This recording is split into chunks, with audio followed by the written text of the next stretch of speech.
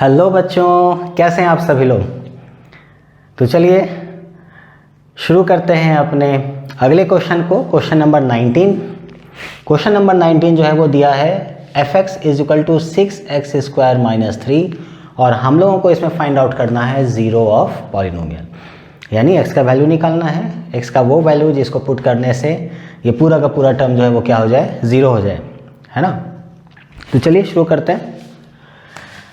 तो we have to find क्या find out करना है, ज़ीरो ऑफ f(x), है ना।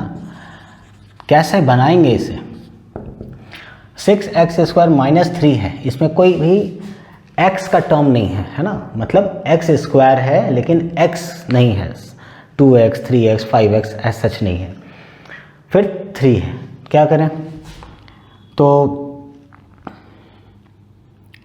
Zero of polynomial f(x) is given as, हम लोग कैसे इसको बता सकते हैं कि f(x) इज इक्वल टू 0, ठीक है। This implies that 6x² - 3 is equal to 0। Clear. अब देखो दो तरीका है, या तो आप 3 इसमें से कॉमन ले लो। तो अगर 3 कॉमन ले लें तो 3 2 जा 6, 2x² - 1 बन जाएगा। या फिर ये जो 6x² - 3 इज इक्वल टू 0 है, आप चाहो तो -3 को उस तरफ ले जाओ तो ये 3 बन जाएगा,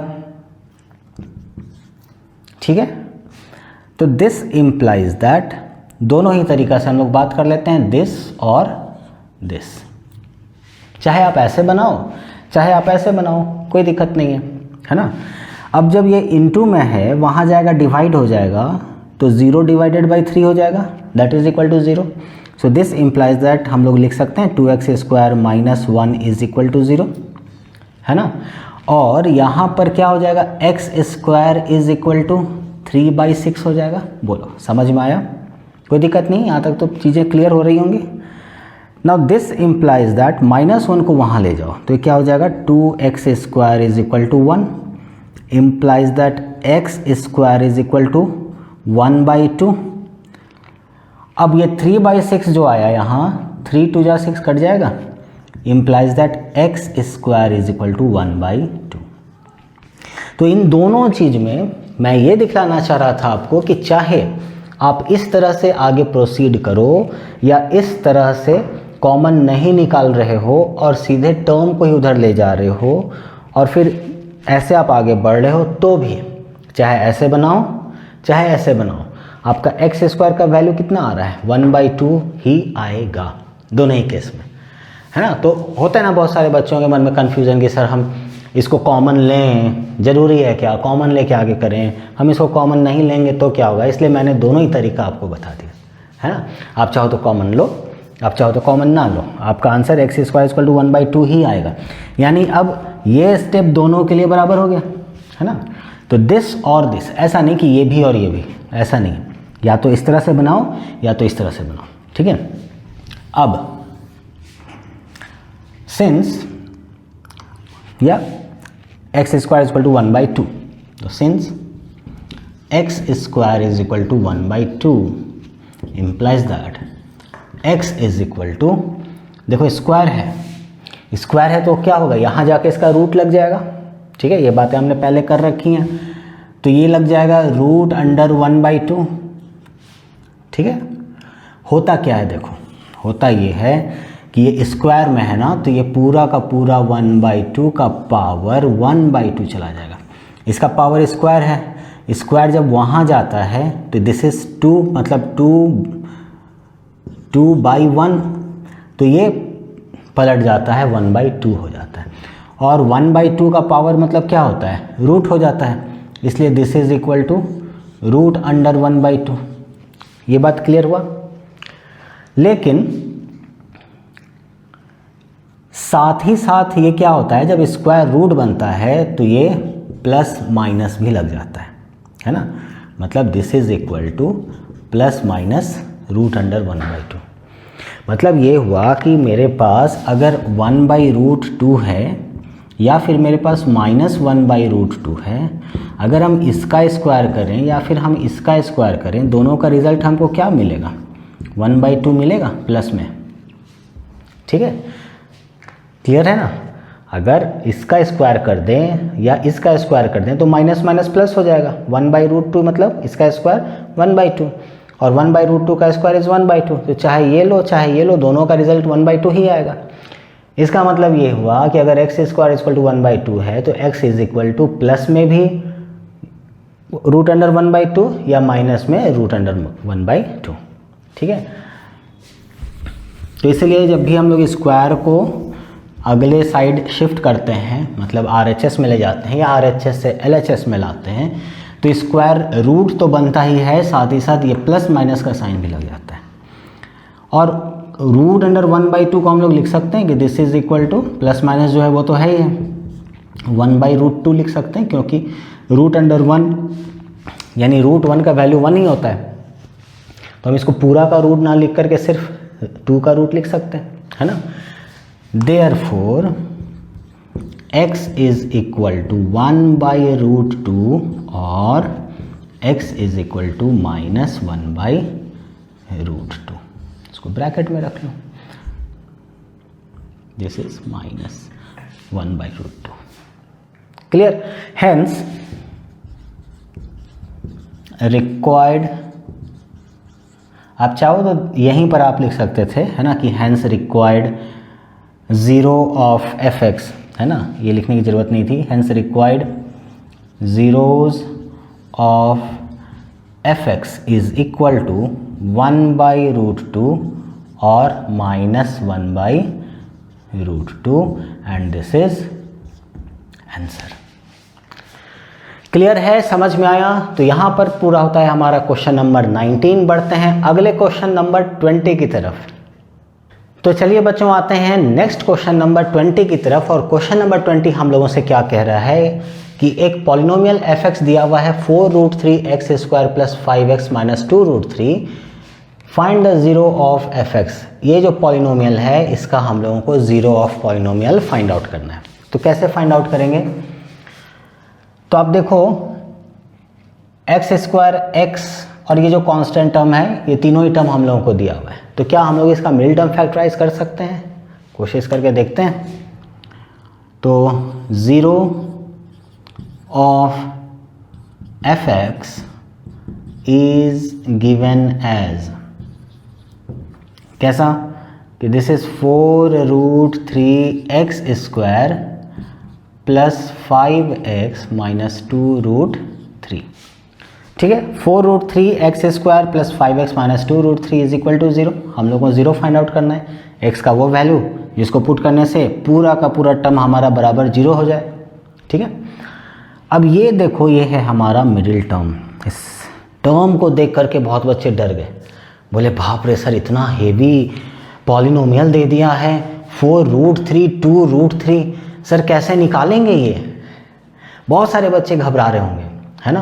पर देखो बहुत आसान तरीका बता रहा हूँ आपको। अगर ये तरीका आपने फॉलो कर लिया तो ये ना चुटकी भर में ये बन जाएगा।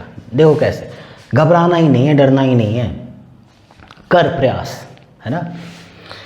तो मेरा नाम है सतीश कुमार और आप हैं आपके अपने चैनल कर प्रयास में। ठीक है, तो प्रयास कभी छोड़ना नहीं है। देखो कैसे हम लोग इसको बनाते हैं। मिडिल टर्म है, फैक्टराइज करना है, यानी मल्टीप्लाई करने के बाद हम लोगों को क्या चाहिए? इसका जो कोफिशिएंट है वो और ये जो कांस्टेंट है वो, इसका प्रोडक्ट, यानी 4√3 × 2√3 हम लोगों को चाहिए। तो क्या हम लोग कह सकते हैं कि this is equal to 4 × 2 × √3 × √3 is 3? बताओ, मल्टीप्लाई करने में हम लोगों को दिस इंटू दिस चाहिए होता है ना। अभी साइन को आप नेगलेक्ट करके चलो, हम लोगों को बस नंबर ले लो, ये नंबर इंटू ये नंबर हम लोगों को प्रोडक्ट में चाहिए। यानी बीच वाले नंबर को, मिडिल टर्म को कुछ ऐसा स्प्लिट करना है कि जो नंबर हम लोगों को मिलेगा उस दो नंबर का प्रोडक्ट हमारा, इसको स्प्लिट किए, मान लो दो नंबर मिला हम लोगों को a और b, तो हमें a इंटू बी कैसा चाहिए, इन दोनों का प्रोडक्ट चाहिए, यानी 4√3 इंटू 2√3 चाहिए। तो 4 इंटू 2√3 इंटू √3 इज 3, यानी हम लोगों को a इंटू बी करने में ये नंबर चाहिए। ठीक है, कोई दिक्कत नहीं। अब जरा देखो, यहाँ साइन प्लस का है और यहाँ साइन माइनस का है, यानी प्लस माइनस माइनस। तो माइनस करने में, यानी a माइनस बी करने में हम लोगों को क्या चाहिए होगा, +5 चाहिए होगा। तो 5 चाहिए होगा, +5 चाहिए होगा। चलो साइन ले लेते हैं, कोई दिक्कत नहीं। तो ये दोनों कंडीशन सेटिस्फाई होना चाहिए। अब ये +5 तो इसने फिक्स कर दिया। अब इसी में कुछ ऐसा नंबर खोजो, कोई दो नंबर बनाओ कि दो नंबर को जब हम माइनस करें तो हमें 5 मिले, माइनस करने में आना है 5 मिले।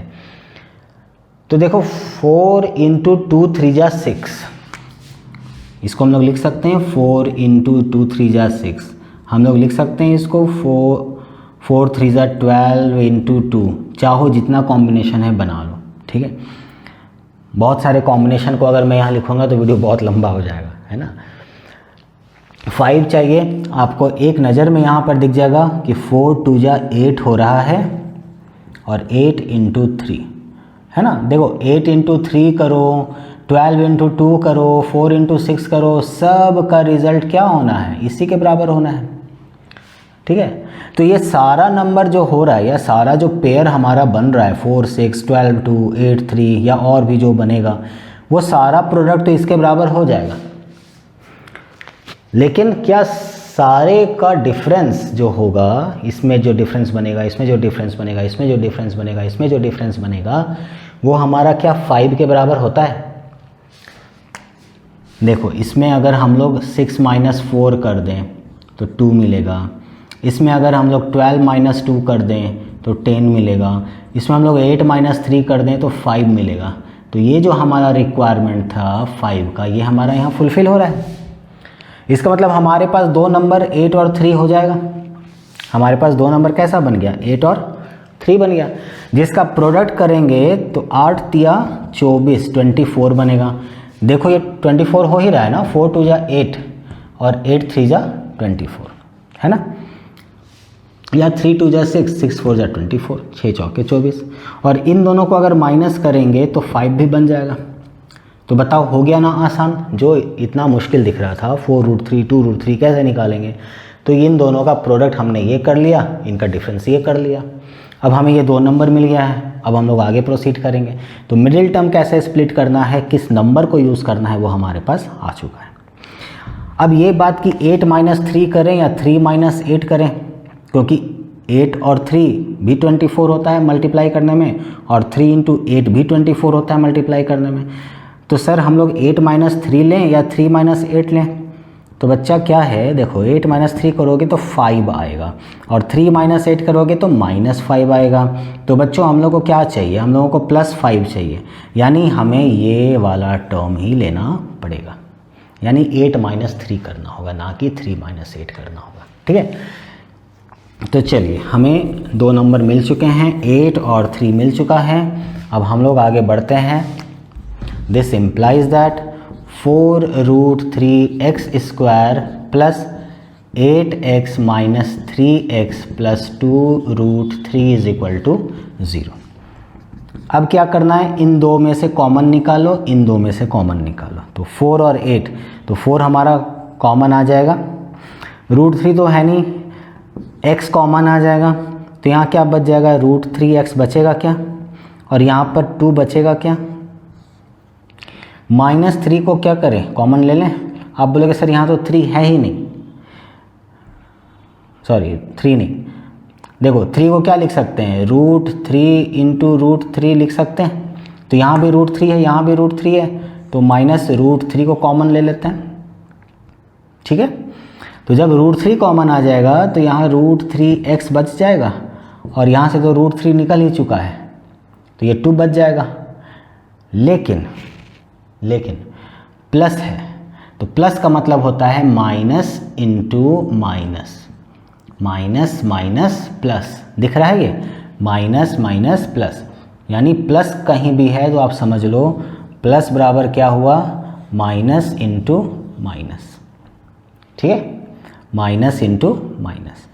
तो इसमें 2 माइनस होता है, तो एक माइनस यहाँ आपने बाहर निकाल लिया है, तो यहाँ क्या बच जाएगा, क्या माइनस बचेगा, बच जाएगा सर, तो इसलिए हो जाएगा माइनस, और क्या बच जाएगा 2। बताओ ये बात समझ में आई। जब कभी भी आप कॉमन में माइनस निकाल लेते हो तो वहाँ आप सावधान हो जाओ, माइनस से सावधान हो जाओ। यहाँ से तो आपने माइनस निकाल लिया इसलिए ये प्लस हो गया, प्लस माइनस माइनस, है ना। लेकिन जब प्लस है इसको हम माइनस इंटू माइनस लिख सकते हैं, तो इसमें से आपने जब माइनस निकाला तो एक माइनस बच जाएगा, है ना, इसलिए ये -2 हो जाएगा। अब अपने पास क्या बच आ गया, ये 2 टर्म आ गए, अब ये एक टर्म आ गया, ये एक टर्म आ गया, √3x + 2 और यहाँ √3x - 2, तो कहीं गलत हुआ क्या, ये तो +2 होगा ही, है ना, माइनस माइनस प्लस ये भी होगा ही, कहीं कुछ मिस्टेक हो गया लगता है। 4√3x² + 8x है, आपने इसमें से 4x कॉमन निकाले तो प्लस है तो प्लस ही रहने वाला है, इसमें तो कोई दिक्कत नहीं है, प्लस का था प्लस का था, ये माइनस में आया, ठीक है। आपने -√3 कॉमन निकाल लिया तो ये तो √3 ही बचेगा। देखो मिस्टेक हमारा क्या हुआ, कोई नहीं, जो हमने समझाया वो प्लस के टर्म पे आपको समझा दिया, इसमें प्रॉब्लम नहीं है, पर ये माइनस था ना बच्चों, हमने यहाँ साइन ही गलत लिख दिया था, I am really very very sorry. तो ये माइनस है, आई एम रियली सॉरी, ये माइनस है। देखो हुआ क्या, ये और ये दोनों कॉमन आएगा, पक्के से आएगा, जब भी हम लोग मिडिल टर्म स्प्लिट करेंगे तो ये और ये कॉमन आएगा, सेम आएगा, ये प्लस था ये माइनस था, तब मेरे दिमाग में स्ट्राइक हुआ कि ज़रूर कुछ ना कुछ कहीं ना कहीं गड़बड़ हुआ है, क्योंकि ये भी माइनस होता तो ये भी माइनस होता, ये अगर प्लस है तो ये भी प्लस हो रहा है, दोनों सेम आना चाहिए, है ना। तो दोनों अगर सेम नहीं आ रहा है, साइन में भी चेंज हो जाए या कोई नंबर चेंज हो जाए तो भी, है ना, एकदम एग्जैक्ट सेम होना चाहिए, अगर वो नहीं है तो कहीं ना कहीं मिस्टेक है। तो पता चल गया कि कहीं मिस्टेक है, तो मिस्टेक यहाँ था, अब यहाँ पर होगा तो क्या होगा, ये प्लस ही आएगा, ठीक है। So plus minus is minus, अब तो कोई दिक्कत नहीं। तो हमारे पास क्या है, इसमें और इसमें हम कॉमन निकालेंगे, हमारे पास कॉमन क्या आ जाएगा, √3x + 2 कॉमन आ गया, क्या बच गया, 4x - √3 बच गया, दिस इज इक्वल टू 0, ठीक है। इससे ज़रा मिटा देते हैं, इसका काम तो हो गया है। यहीं पर हम लोग आगे देखेंगे कि कैसे आगे प्रोसीड करें।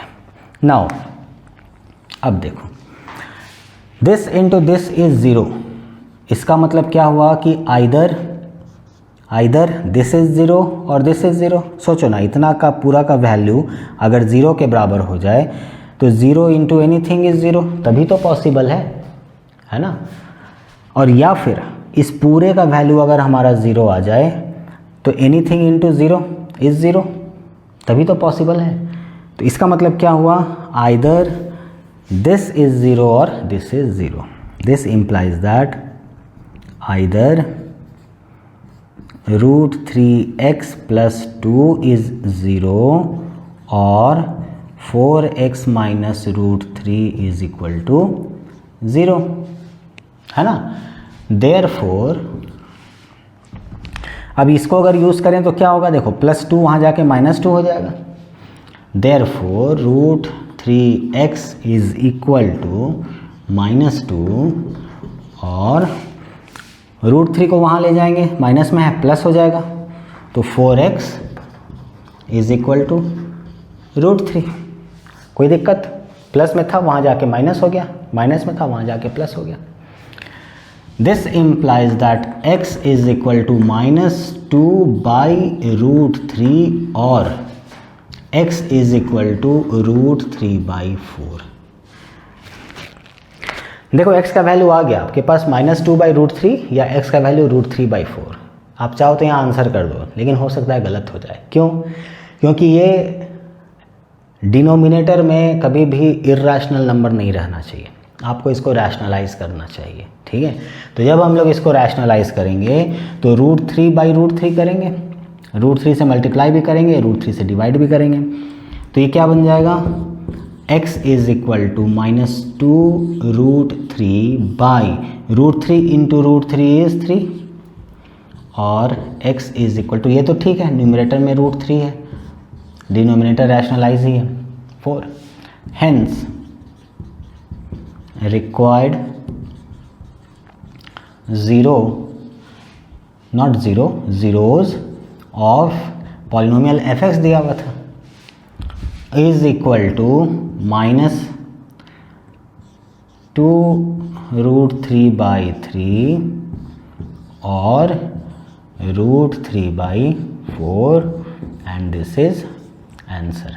यहाँ भी ब्रैकेट में ले लो, ठीक है, यहाँ भी ब्रैकेट में ले लो। आप बोलोगे सर ब्रैकेट आप ही बता रहे हो, आप ही नहीं ले रहे हो, तो यहाँ भी ले लो बच्चों, कोई दिक्कत नहीं, ठीक है। तो उम्मीद है ये क्वेश्चन नंबर 20 आपको समझ में आ गया होगा।